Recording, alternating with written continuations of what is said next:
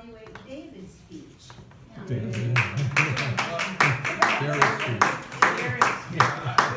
Jared's Jared. Okay, that works.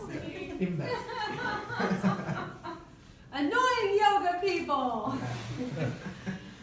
Fellow Toastmasters, guests, and especially Jared, what a way to come out and get to the point. To ask a question, engage the audience to find out what their experience is with yoga.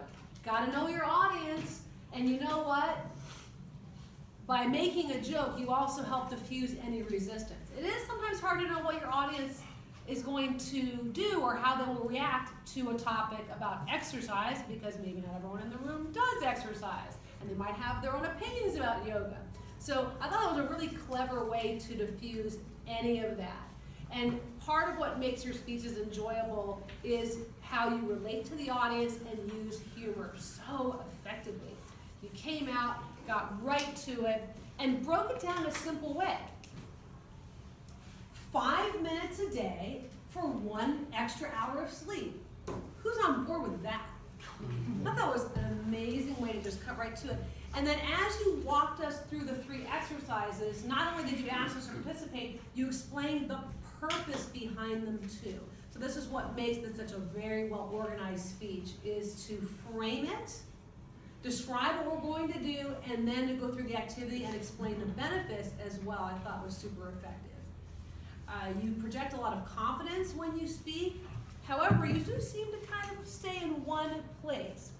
While you are very relatable to the audience, there are some ways that you could jack that up a little bit more.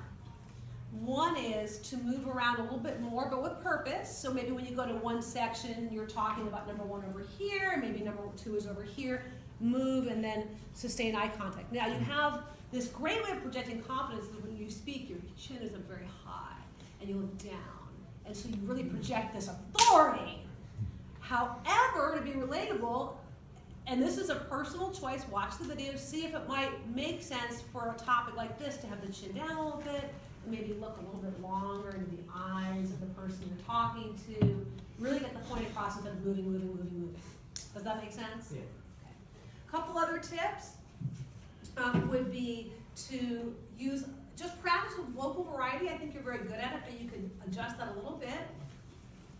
I also wondered if it might have been fun for you to wear yoga clothes. That's kind of a judgment call too. And to maybe reference why you're so passionate about it. You talk about us getting an extra hour of sleep. How did that impact you? Were you able to get through finals and get straight A's? Did it help your productivity at work? That would reinforce your position even further. So in conclusion, strong points are your confidence and humor, likability, well-organized content, and simple words and explanation, which is a requirement of get to the point. Keep it simple. So I think everyone got a great lesson today, and hopefully we're all walking out of the room feeling better about ourselves and have a great idea to carry forth and teach to our friends. Thank you, Jared, for a very impactful and educational speech. Thank you. Madam